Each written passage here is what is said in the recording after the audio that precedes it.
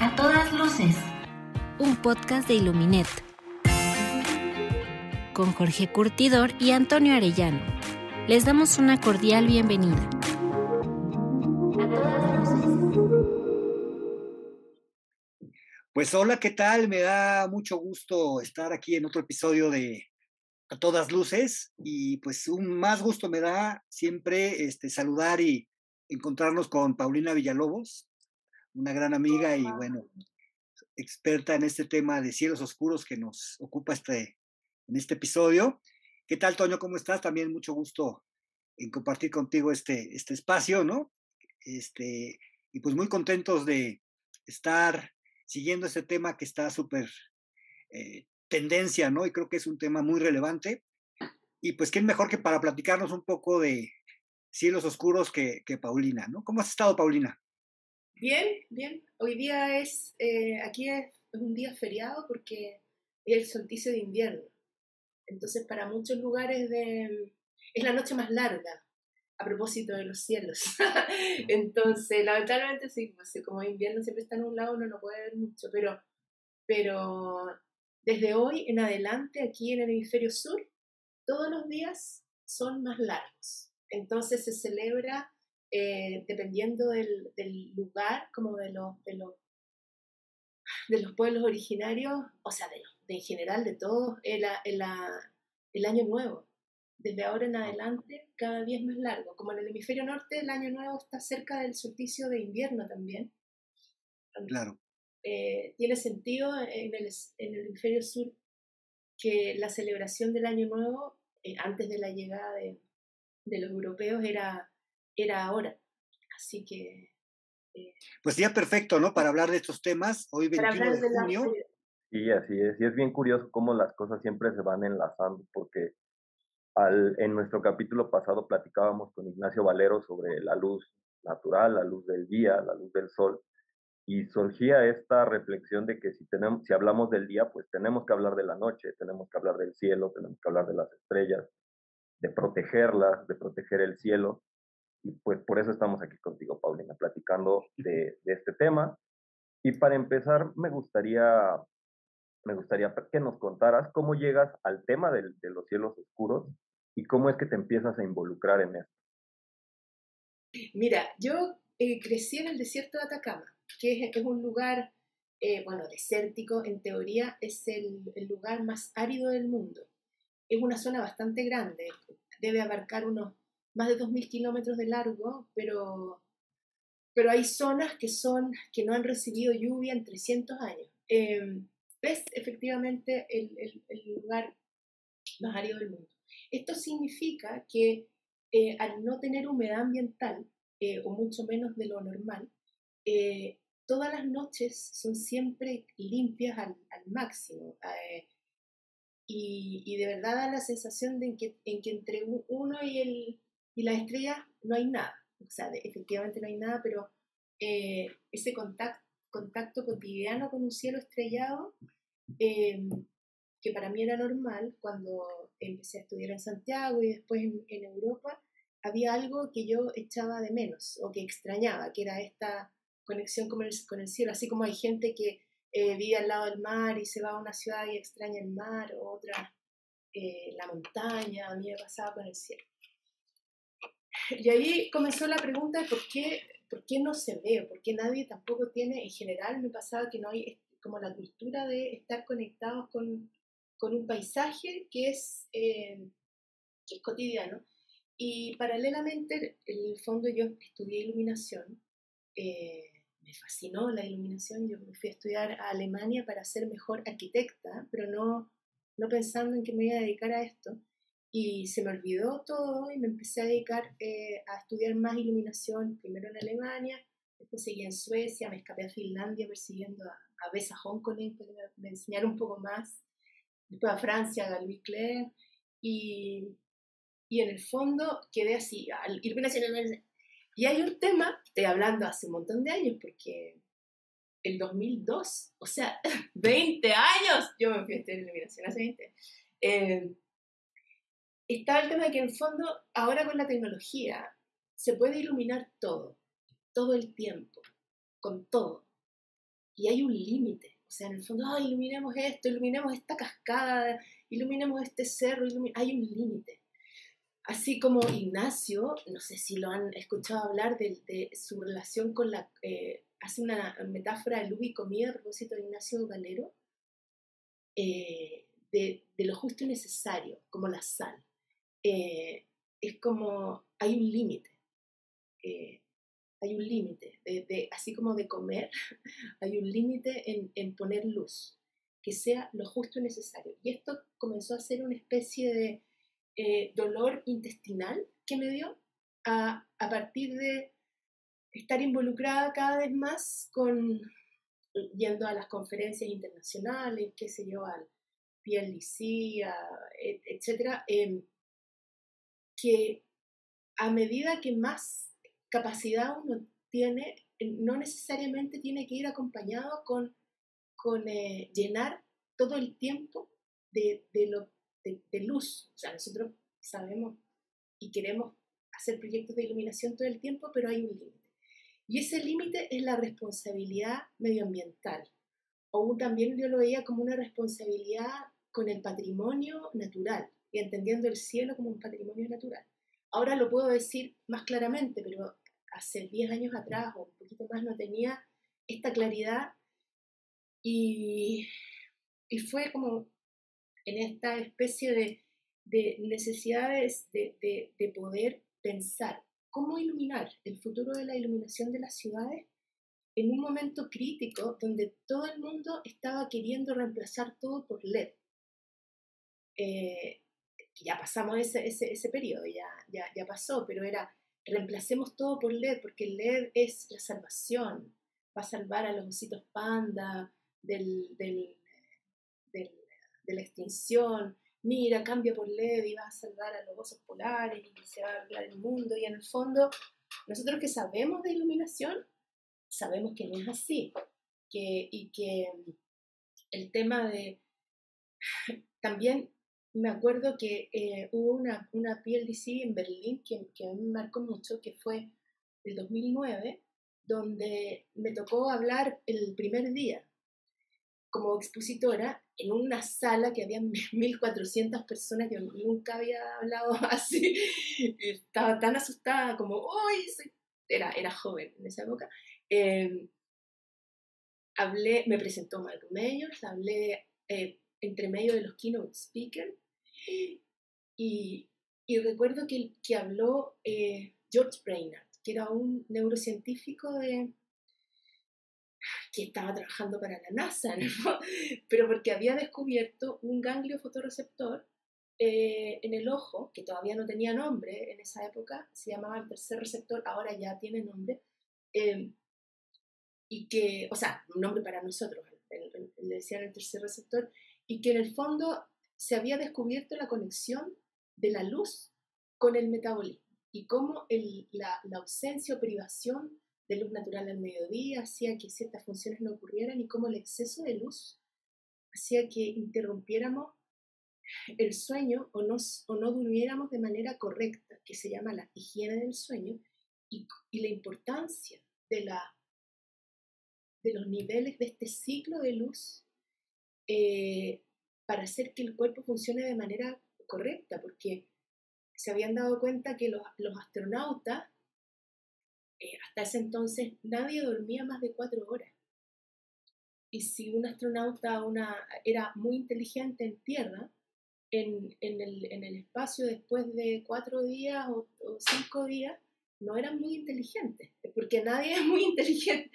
Si dormiste un día 4 horas, el otro día 3, el otro día no dormiste, entonces le decían, oye, Johnny, se está despegando el panel solar de la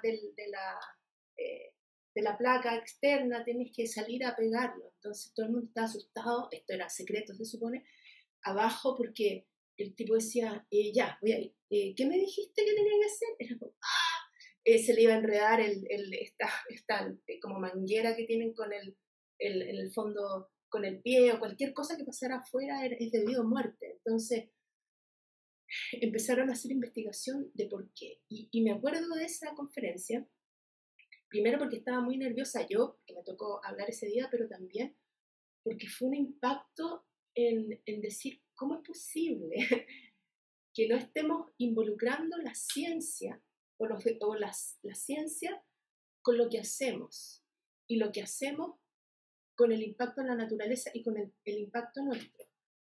Y fue una especie de obsesión, en el fondo, para poder realizar un encuentro que mejorara nuestra forma como lighting designers de pensar las noches o el futuro de la iluminación de las ciudades. Y tenía que involucrar diferentes áreas. Ahora eso es más común, pero en esa época no lo era. Estoy hablando hace 10 años atrás, pero que lo empezamos a planificar desde el 2009 en adelante, que hubiera ciencia y diseño y patrimonio para pensar la iluminación de las ciudades no solo desde el punto de vista eléctrico, porque la luz, el único valor que tenía en ese entonces era que alumbrara como fuera y que ahorrara. O sea, que su único valor intrínseco es la energía, que ahorre energía. Pero ninguna de las cualidades de la luz estaba presente en las decisiones de ciudad. Y al escuchar esto, en el fondo, que la sobreiluminación impactaba de tal manera el cuerpo, de que en un periodo de 4 días la gente podía perder sus habilidades cognitivas, que esto de manera continua podía provocar, no provocar cáncer, sino que habían asociado estudios de cáncer de mama, después de próstata, después de hígado, ahí iban, hace 10 años, de cómo la iluminación, específicamente el azul que es el azul del LED, el 460 nanómetros, era la frecuencia que afectaba nuestro ciclo circadiano. ¿Y cómo no se sabía?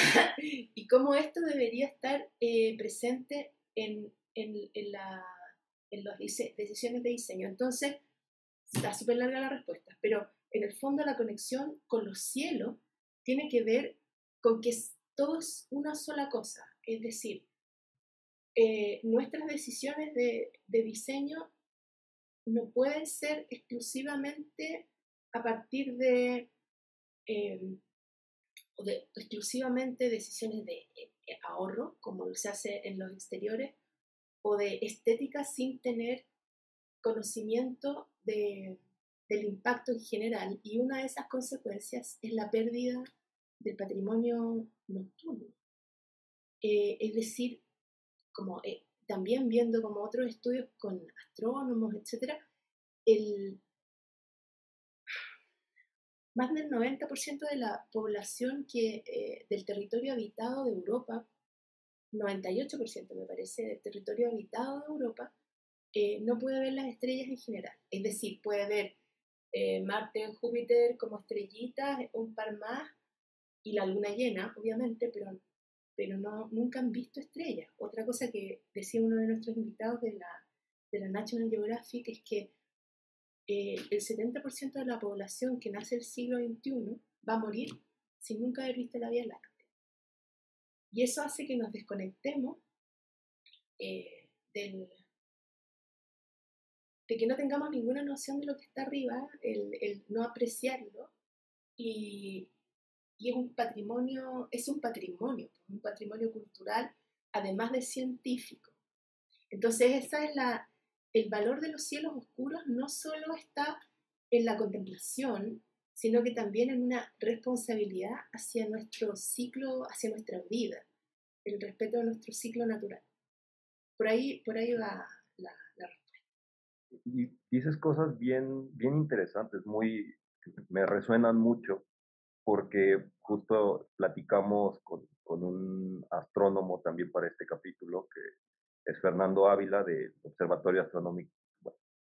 Y justo hablas de la colaboración, de la importancia de escuchar entre distintas profesiones, de trabajar de la mano y tener una visión, en alguna entrevista lo llamabas, una visión holística de todo esto, que es bien importante. Pero también no podemos dejar de lado que es algo muy, muy poético y algo que, como bien dices, es algo que te enamora y te encanta al ver el poder apreciar un cielo así, pero también está en la parte técnica y que tú has trabajado mucho en eso. ¿Nos puedes platicar de esta parte técnica que has abordado tanto como en Noche Cero, como en tu despacho en Día? Cuando nosotros nos entregan un proyecto, nosotros tenemos que, en un proceso de diseño, el valor del proceso de diseño es que uno analiza todas las variables del contexto, las técnicas, las medibles, las que se pueden poner en una tabla Excel, datos históricos, culturales, la geografía, el momento, el presupuesto que hay, el tiempo que hay para hacerlo, todos los datos que se puedan construir, pero también en un proceso de diseño, a diferencia de otro tipo de soluciones, nosotros como diseñadores analizamos las variables intangibles, es decir, qué es lo que quiere provocar, qué me imagino, cuáles son las aspiraciones de la gente, etcétera. Todo lo que tenga que ver como desde sentimientos hasta las bolas que uno, no sé, le decimos las bolas, cualquier cosa, pero que tiene un valor. Y eso se aplica en el diseño y obviamente para realizarlo tenemos que tener los conocimientos técnicos de llevarlo en plano, especificarlo, etc. En mi opinión, la parte como normativa o la parte técnica para realizar un proyecto de iluminación de exteriores en general no contempla los mismos requisitos, o sea, no pide los mismos requisitos que se piden en un buen proyecto de interiores, cuando deberían ser similares. Y también, y esto es muy importante, el exterior no se diseña. No sé si pasa en México, pero aquí en Chile, los proyectos de iluminación de exteriores o un proyecto urbano, la iluminación no está ni siquiera en el checklist de un plan regulador. La iluminación se pone exclusivamente para los requerimientos técnicos del automóvil, no para las personas. Entonces, ahí hay un tema, porque al automóvil tú no le pides control de encandilamiento, por ejemplo, porque no te alcanzas a encandilar. Si vas de partida en auto no tiene como un sombrerito natural, pero además se supone que vas a una velocidad, si tú tienes una luz, voy a hacer la cámara, como que se encandila, se va a regular al punto más brillante, y aunque yo esté saludando hacia, no me van a ver.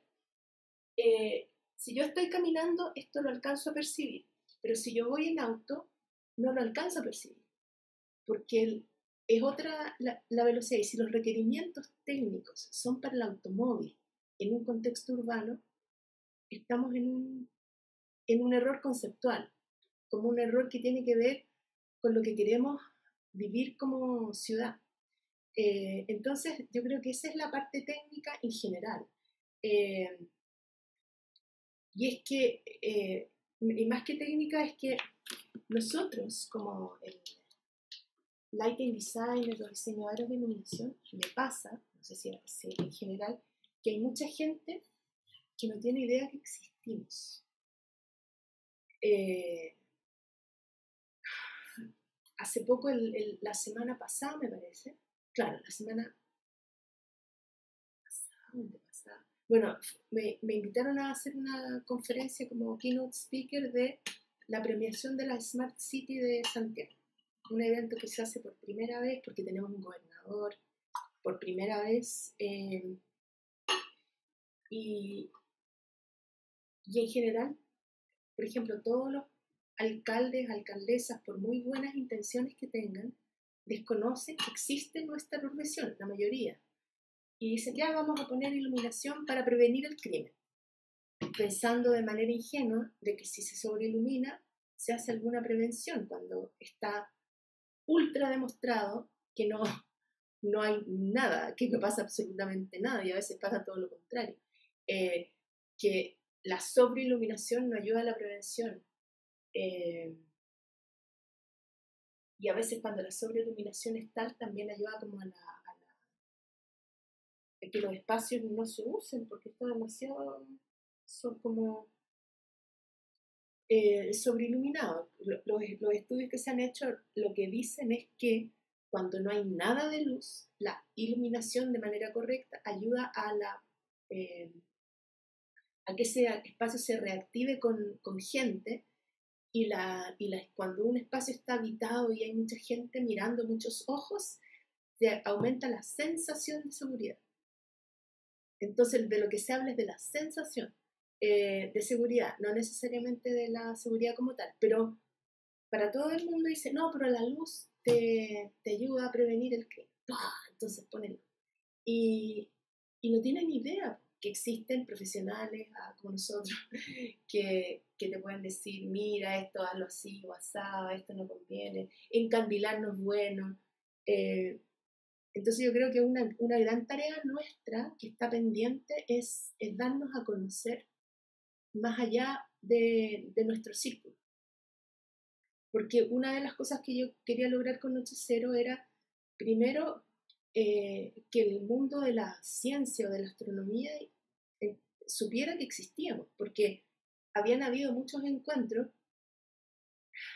de hecho hasta con la UNESCO, firmas de tratados por la iluminación, el futuro de la iluminación de las ciudades, y no había ni siquiera un lighting designer presente o un arquitecto o alguien involucrado con el diseño urbano. Eran puros científicos que, si ustedes se imaginan cómo diseña alguien, un ingeniero, no era, tienen sus limitaciones porque desconocen toda la gama o todas las posibilidades que hay para hacer proyectos correctos, y en el fondo se restringen a recomendar postes con luz menos mala que la de autopista.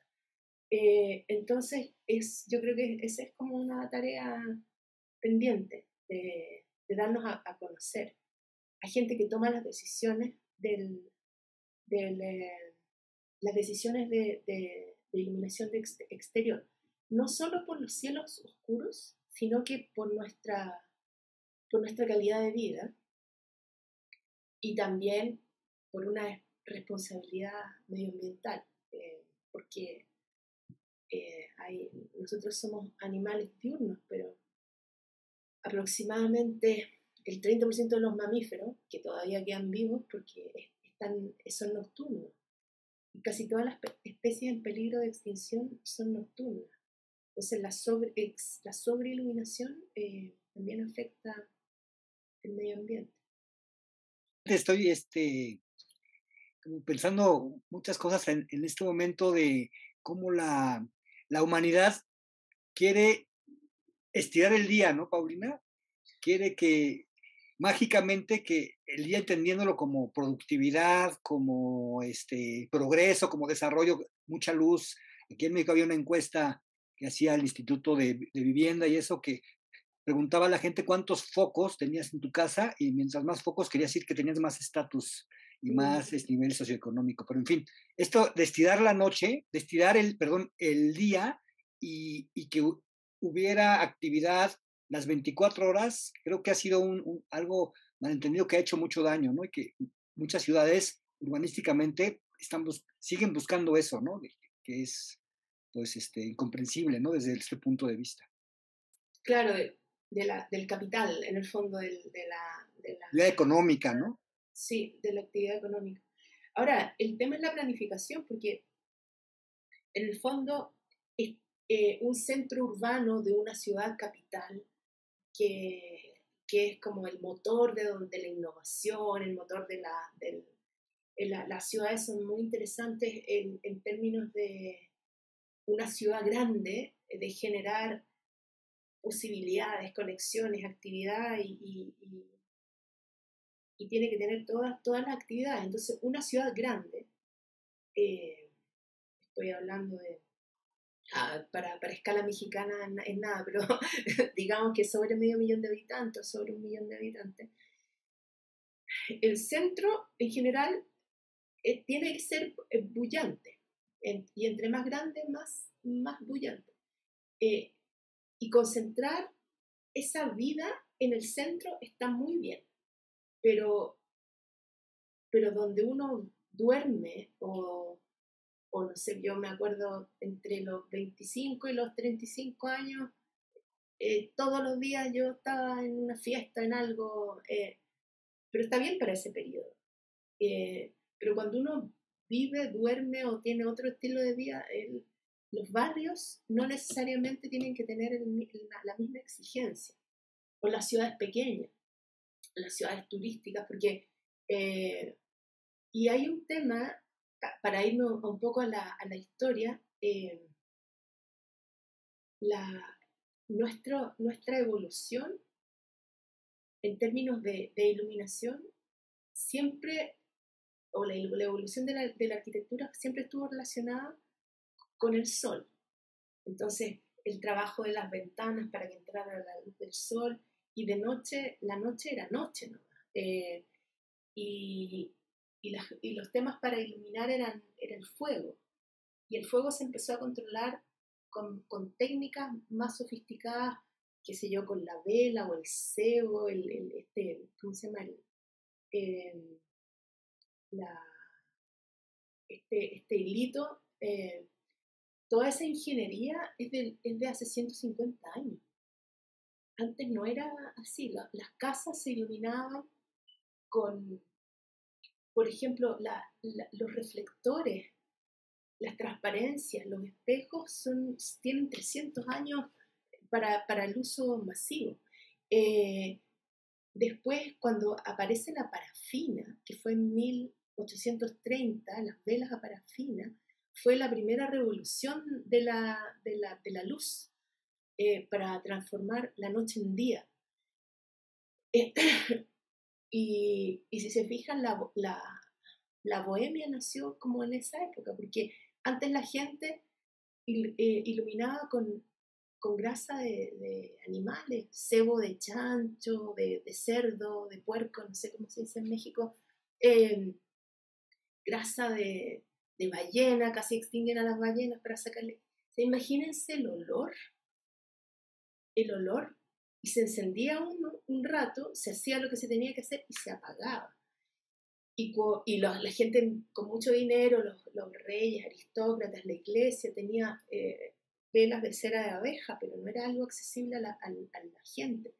Cuando aparece la vela parafina, en 1830 se masifica y se pueden comprar velas que duraban mucho más, que no eran hediondas, que eran accesibles, y empieza a haber esta cosa de tener actividades nocturnas, fiestas, vamos a ir a escuchar a este violinista en la casa de no sé quién, nocturnas, alargando el día y con este tipo de actividades que eran la bohemia. Y después aparece la luz eléctrica a finales de 1883 me parece que fue la primera en Londres, después el 79, que se instala un par de años antes, se instala en Londres, en Magnet, y se dura poquito. Después en París, para 1879, para la Feria Universal, donde se hizo la Torre Eiffel, que se instalan algunos focos eléctricos en un boulevard exterior, que fue la revolución.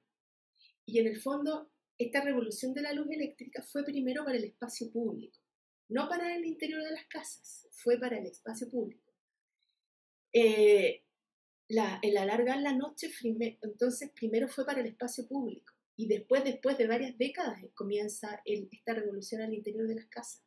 Y el espacio público era para llevar la vida, hacer que la gente estuviera más tiempo fuera, pensando en que, ahora nosotros estamos en el solsticio de invierno, a las 5:30 de la tarde ya se empieza a oscurecer, a las 6 ya está oscuro. Y si vamos más al sur es mucho peor. En Europa era mucho peor, están mucho más cerca del polo. Entonces, cuando uno dice las 6 de la tarde es de noche. En invierno se alarga y se pueden hacer más actividades. Y las actividades traen dinero, comercio, bohemia, etc. Y si pensamos, todo este boom que trajo la tecnología del siglo XX, ahora en el siglo XXI la estamos repensando. Mira, parece que no es bueno estar despierto toda la noche porque estamos descubriendo que si uno no duerme, desde que te puede aparecer episodios de esquizofrenia, o estrés crónico, la gente le da cáncer o aparecen estas enfermedades, etc. Mira, parece que no se puede andar en automóvil todo el tiempo, tenemos que privilegiar caminar porque si la gente no camina se muere de ataque al corazón de floja.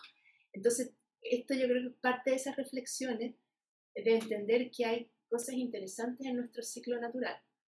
El dormir oscura, la oscuridad ahora es un privilegio, creo yo.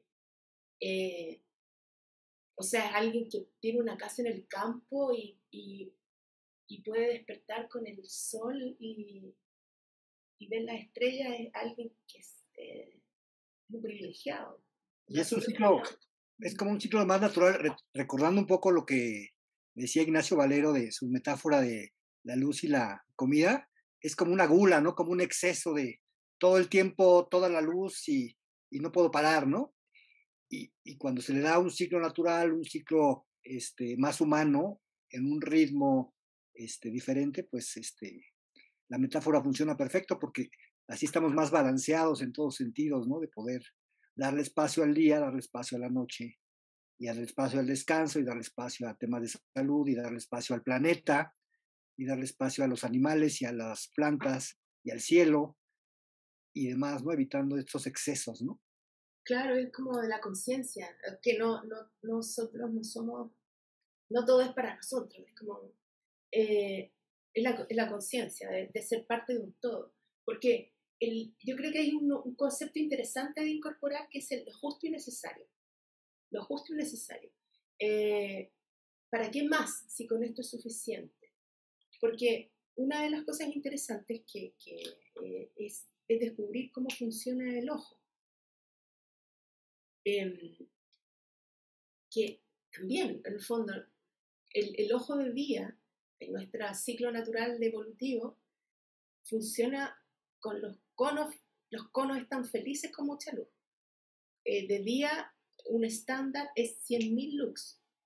100.000 lux.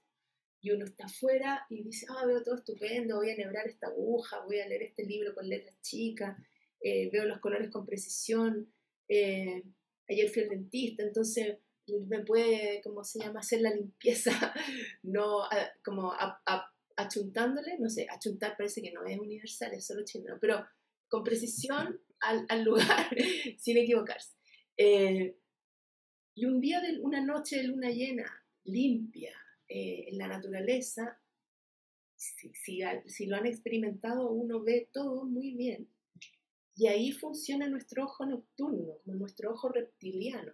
El reptiliano, estoy haciendo una broma, no es verdad, pero es para decir que evolutivamente, de noche tenemos otras necesidades. Entonces, no necesitamos ver color y precisión. Uno de noche le está diciendo, mira este morado, como violeta, magenta, no sé, del pantón tanto, es distinto a este otro.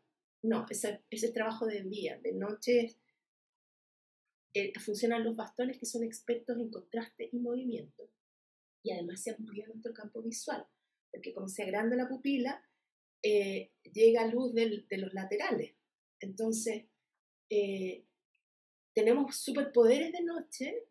Claro, no vemos color y precisión, pero vemos si algo se mueve por el lado, porque estamos atentos que no vaya a ser un depredador, o un ratoncito, una pelusa o lo que sea.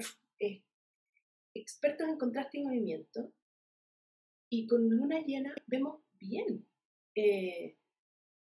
yo recuerdo el terremoto de 2010 acá en Santiago, que abarcó en el fondo parte del sur de Chile, en la zona central, fue casi 9. O sea, yo pensé que me iba a morir, pero había luna llena, y fue a las 3:30 de la mañana, y nadie se dio cuenta que no había luz, porque se veía todo, nos juntamos todos abajo de mi edificio, y alguien le dice, oye, esto, ayúdame con esto.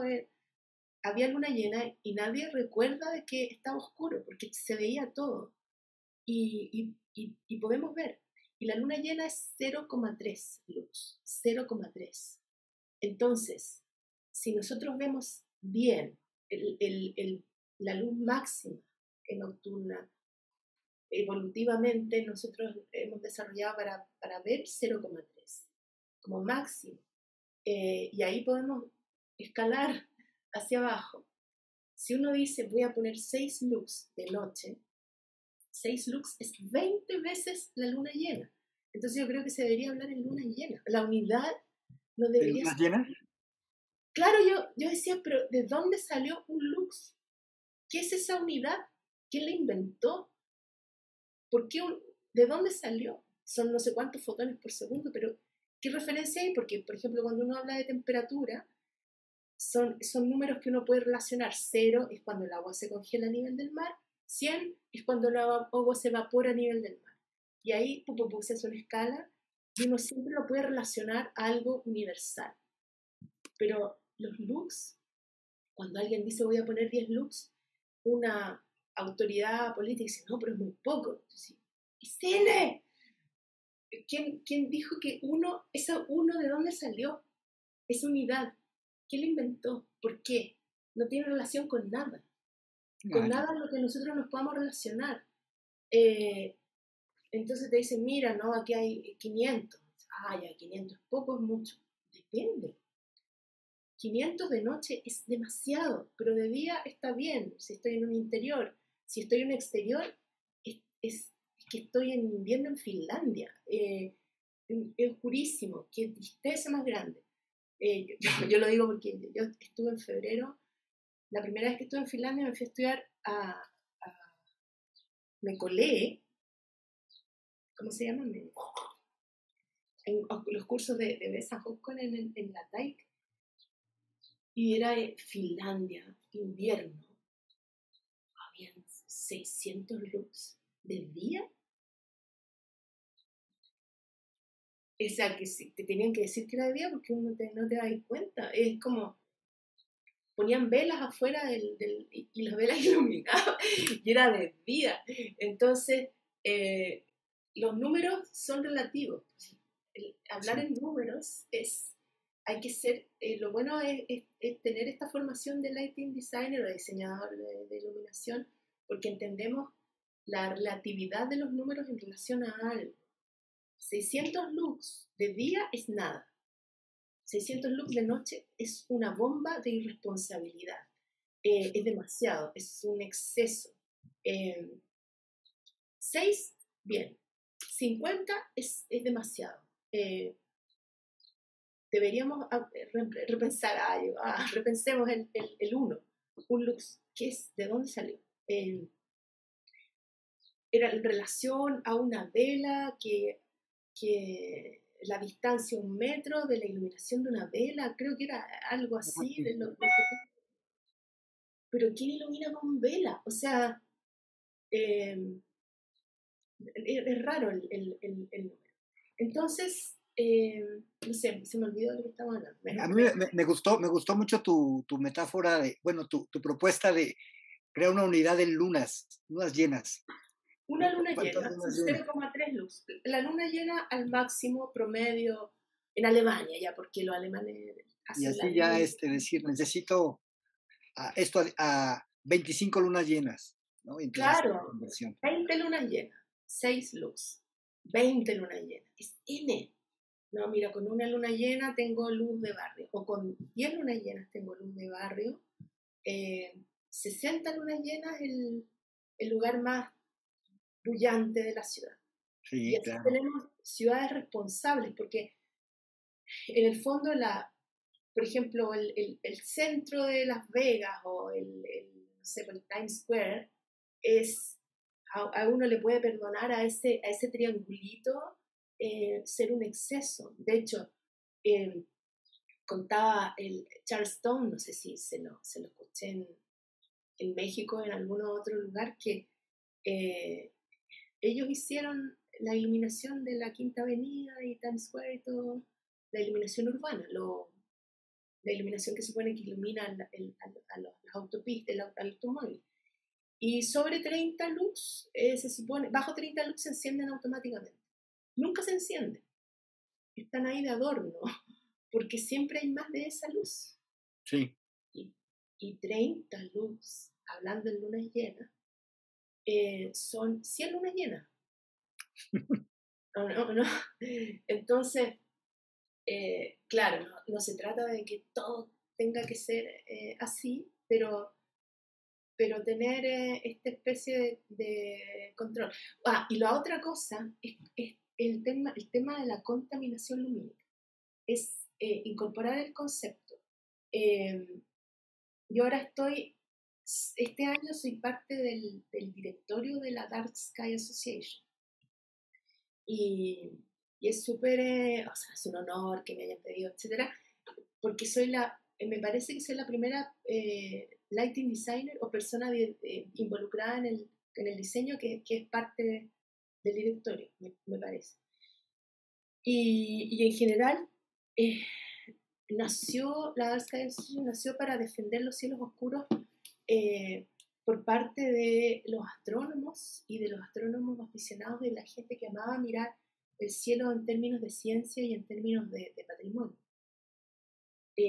Después empezó a incorporarse todo lo que tiene que ver con el tema de la preservación medioambiental de los animales, de las tortugas, cómo se desviaban, creyendo que la discoteca era la luna llena y en vez de irse al mar se desviaban a la discoteca y las atropellaban todas las tortuguitas, desde cosas así como sensibles hasta el impacto en los seres, en todo lo que es la fauna marina, los pájaros, etc.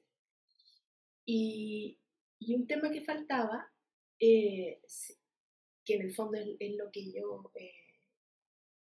trato de hablar todo el tiempo, es incorporar el método de diseño o las variables de diseño y hacer de alguna manera una activismo de lighting designers o de diseñadores de iluminación para que sepan que existimos.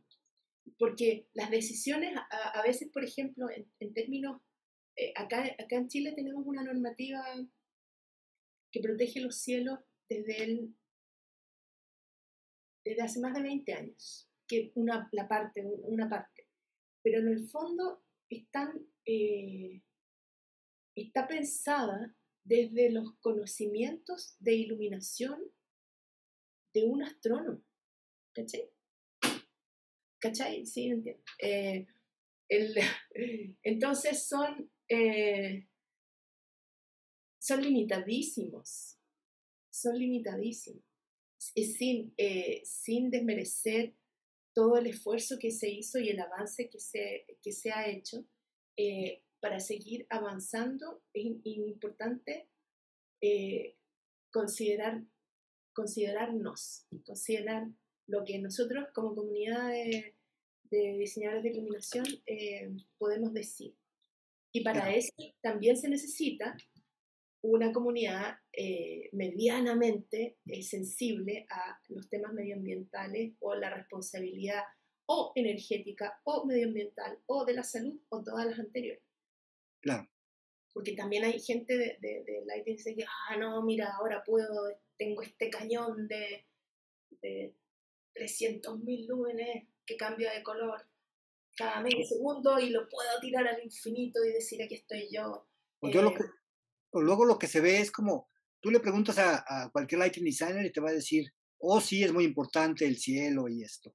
Pero a la hora de ya estar haciendo el proyecto, ¿qué tanto lo está pensando? Y pues sigue poniendo sus equipos en función de pegarle a la fachada, el patio, la cancha de tenis, pero ya no pensó en el cielo, ya a la hora concreta, ¿no? No lo supo. Lo dice en el discurso, pero no se ve necesariamente visto en la práctica, ¿no? Claro, bueno, a mí me pasa que en el fondo como, es mi tema, que muchas veces me han dicho, como de manera muy despreciadora, que mejor haga otra cosa. Tanto colegas como gente del... Yo he estado involucrada lo más que he podido con las normativas. Y es un trabajo difícil porque, claro, es como te dicen, sí, tienes toda la razón, pero después no, lo que uno dice es muy complicado de incorporar. Pero yo creo que va de a poco avanzando. O sea, tengo en el fondo esperanzas de que sea. Sobre todo porque el fondo de la Dark Sky Association está incorporando estos temas y es interesante que el resto, como es una asociación que tiene impacto su opinión tiene impacto en el resto, confío que desde ahí se va a contagiar. Claro. Me gustó esto que decías de hacer activismo tal cual por muchas razones, ¿no? Porque tanto es un beneficio propio como es un beneficio todos nos vemos beneficiados de esto, de ser conscientes del uso adecuado de la luz, de todos los beneficios que implica. ¿Qué crees que podemos hacer como parte de una comunidad de iluminación para empujar esto y que no se quede nada más en el discurso? ¿Cómo podemos ayudar a esto? Bueno, yo creo que lo que hacen, todo lo que tenga que ver con medios es súper importante porque son sin decir, estoy en Illuminet, pero Illuminet es el medio de iluminación en habla castellana o hispana más importante, digital, lo es. Y es un referente de comunicación, entonces es súper importante el comunicar. A nuestra comunidad de lighting designer hay que comunicar desde la belleza, porque como decir, mira, esto tan hermoso se puede hacer y esto tan feo contamina y esto no, es como ir convenciendo de que es posible y dando razones no solo del cielo, del valor del cielo, porque quienes no lo han visto nunca no lo valoran porque no lo conocen, pero sí el tema de la salud y del medio ambiente, que yo creo que cada vez es más importante para las decisiones, para todo tipo de decisiones, porque ya es una especie de decisión política, decir, no, mira, yo voy a respetar ciertas variables medioambientales, no todas, porque si no, ya en nuestro rubro es, o sea, hay que empujar para hacerlo, pero en la realidad latinoamericana es, no te ayuda mucho. O sea, yo lo veo en las licitaciones, donde tenemos que competir. Los proyectos más responsables que se podrían hacer en Noruega, que Noruega está llevando una política súper responsable, son mucho más caros que lo que podemos nosotros como abordar. Por ejemplo, la forma más responsable de hacerlo es incorporando control. Uh-huh. Es decir, iluminar lo justo y necesario. Si no hay nadie, ¿para qué está todo encendido? Si no hay nadie. Si aparece alguien, se enciende. Se puede encender de manera gradual, puede encenderse, estar encendido y esperar que deje de detectar a personas y empezar a bajar gradualmente. Puede llegar a 0, pero también podría llegar a un 10% porque ya nadie estaba acostumbrado al 0. Pero eso implica un proyecto de control, equipos de control, sensores sensores no, bueno, de presencia, de movimiento, de volumen, conexión entre luminarias, etc. Y todo eso sería, yo creo que el ideal para la iluminación de exteriores. Si no hay nadie, en un interior, si no hay nadie, está apagado. Pero en cambio en los exteriores puede que no haya nadie en una carretera que pasó el último automóvil, pasó a las 1:30 de la mañana y después pasaron 4 horas donde no hubo absolutamente nada y está encendido al 100%. Entonces está el tema de incorporar, bueno, la tecnología, cuando tenemos la posibilidad y el dinero para poder hacerlo, es ideal, pues si no tenemos que manejar nuestras variables lo más que podamos, que no es lo ideal, pero haciendo el aporte, el control del encandilamiento, dirigiendo la luz hacia donde se necesita. Nadie va a iluminar hacia arriba o hacia donde no se necesita, es una estupidez, pero como la luz es invisible, no nos damos cuenta. Entonces, es interesante incorporar el tema de la contaminación lumínica, como es la luz que no se está utilizando, es un desperdicio, ¿no? Es como cuando una llave está goteando, pues si tú te ves y la cierras o la reparas, pero cuando una lámpara está alumbrado el cielo y ni siquiera va a ningún lado, estás tirando dinero, estás tirando energía y estás desgastando el cielo, ¿no? Claro, y contaminando, porque si se elimina el cielo y no pasara nada, no hay problema, pero está más...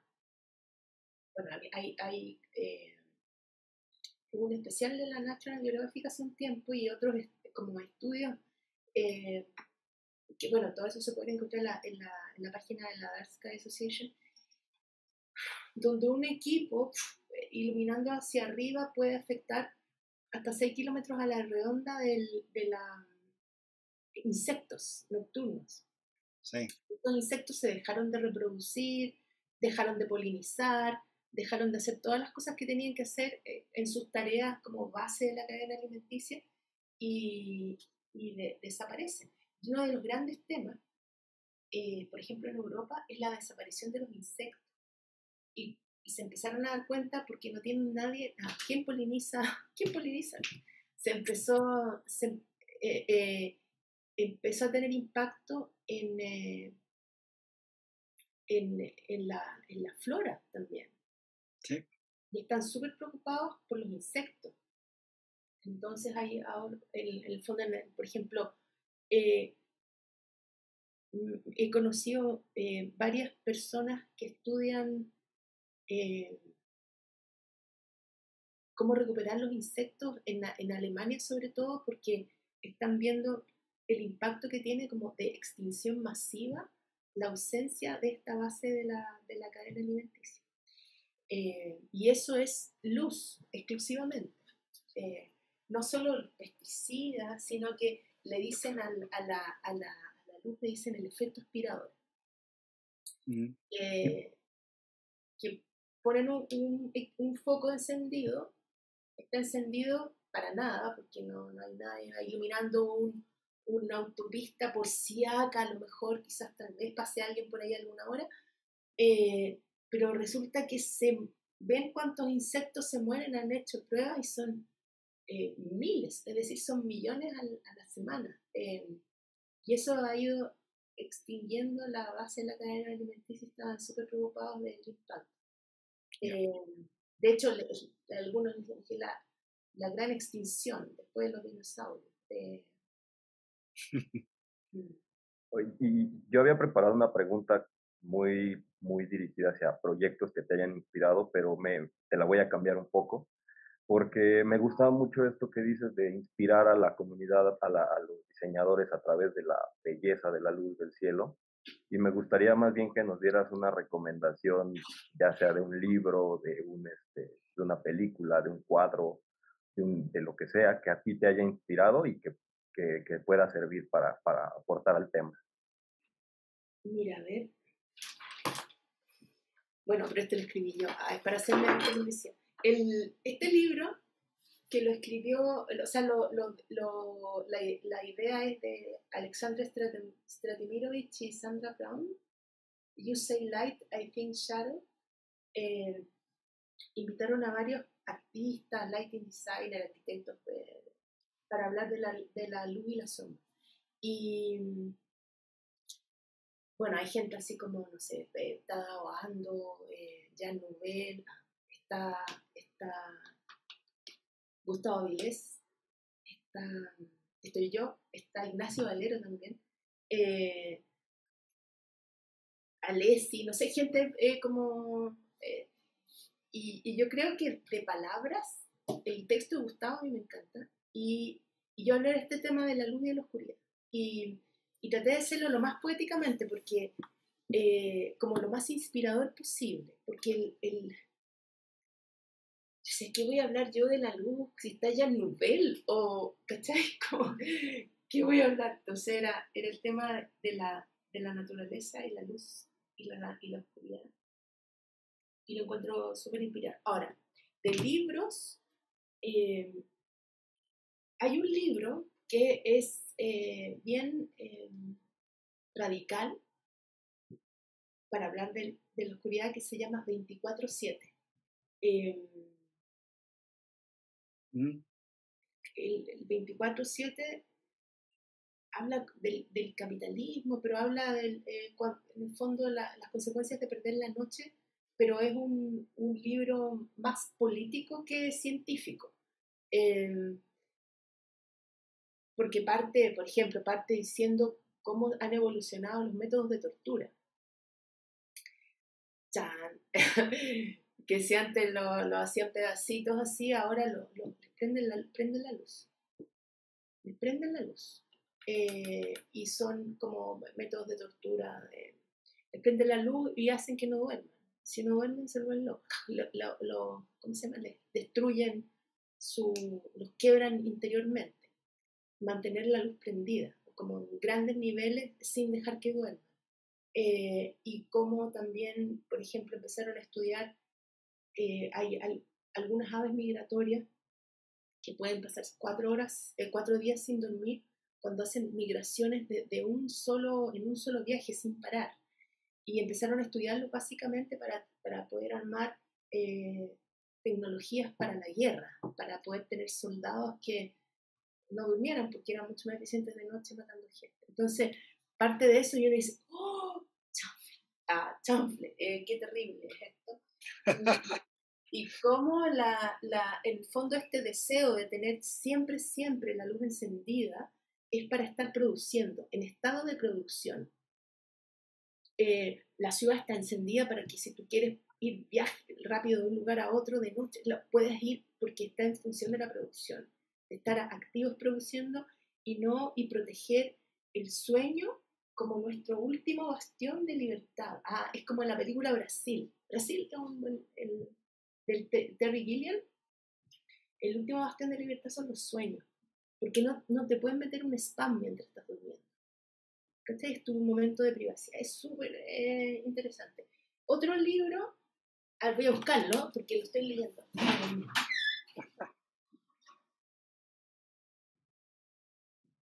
Esto estoy leyendo, pero en realidad leo un poco y después está este. Ok. ¿Por qué dormimos? ¿Por qué dormimos? Ese es el autor. ¿Por qué dormimos? De Matthew Walker. Sí, muy recomendado. Yo había visto conferencias de él en el Google Talks o en estas conferencias de... Los TED Talks, ¿no? Parece que no lo vi en Google. Okay. Los Google Talks. En los TED hay dos que a mí me encantan, en los TED, del tema. Uno es de este señor que se llama Boloto. Ok. Este es bueno también, pero esto es para la creatividad y la iluminación del punto de vista de nuestra percepción visual. Tiene un TED buenísimo, el Boloto. pero no necesariamente de la oscuridad, pero sí en relación a la percepción. Porque esto que uno puede decir, mira, esto es oscuro, depende del contexto. Lo que les decía yo, acá hay 20 lux, o hay 50 lux, ¿es mucho o es poco? Depende. De noche es una exageración, de día no es nada. Es nada, como que estoy en un sótano. Entonces, esta cosa del contexto. Esa y una de un neurocientífico que se llama Russell Foster, que lo recomiendo. Russell Foster, que tiene varias conferencias, tiene en TED, el TED Talks, donde hace un tema muy interesante en relación al valor de dormir, porque, por ejemplo, lo que yo les hablaba de George Brainerd de la NASA, que vino a Chile a Anochecer en esta invitación y todo lo había descubierto, él estudia el cuerpo y la relación metabólica del cuerpo, pero por ejemplo Russell Foster estudia el cerebro y lo que pasa en el cerebro. Estudiando casos de esquizofrenia, se habían dado cuenta de que la gente que presentaba esquizofrenia no durante la infancia, sino que en la adolescencia y adultez aparecía el episodio de esquizofrenia, en general tenían problemas para dormir. Y no era que tuvieran esquizofrenia y tuvieran problemas para dormir, sino que primero partían episodios de más o menos 2 años con problemas de insomnio y después se gatillaba la esquizofrenia. Entonces dijeron, parece que el dormir mal, tener ausencia de sueño, algo hace que acá no funcione muy bien. Bueno, acá voy en la mitad, pero es como la evidencia es demasiada. Y Russell Foster también lo recomiendo, aparte tiene uno que se llama The Secret Life of Buildings, que está en YouTube. Si uno lo busca en YouTube, está en YouTube, y también está me parece que está en Netflix, no sé si todavía está, pero yo lo vi en YouTube. The Secret Life of Buildings, que fue un programa de la BBC, donde hacían, por ejemplo, por capítulo, decían la importancia de la luz natural, o la importancia de las dimensiones, la importancia de como varios temas, de la belleza. Es bellísimo. Y el donde aparece Russell Foster es en el tema de la iluminación. Y esto está más vinculado con lo que decía Ignacio, porque hablaba de la importancia de tener acceso a la luz natural, porque encerró al conductor durante 10 días, me parece, o 2 semanas, en su casa, pero con ventanas las achicó. Por lo tanto, no tenía luz natural, estaba encerrado todo el tiempo y le fue midiendo la sangre, la glucosa, etcétera, etcétera, etcétera, desde detectar síntomas de depresión hasta una prediabetes. Por no tener, en el fondo estamos hablando de no respetar el ciclo, no estar a mediodía con luz natural. Es súper interesante. Y otro que a mí me encanta, como el valor de la noche, bueno, que yo creo que todos se lo dan de recomendar, El elogio de las sombras.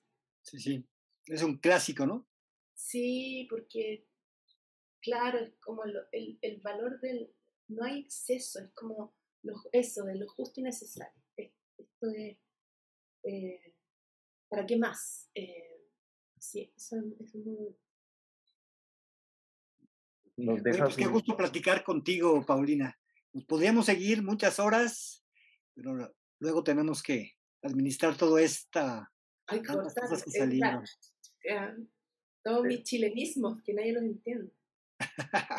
Pero ha sido un placer, de verdad nos dejas muchas reflexiones, muchas referencias, que tenemos mucho que buscar, y también a las personas que están escuchando esto, vamos a dejar todos los links aquí para que los puedan encontrar más fácil y que sigan pensando en la noche, ¿no? Sigamos platicando de este tema. Muchas gracias, Paulina, por acompañarnos en este capítulo. Adiós. Adiós, Pau.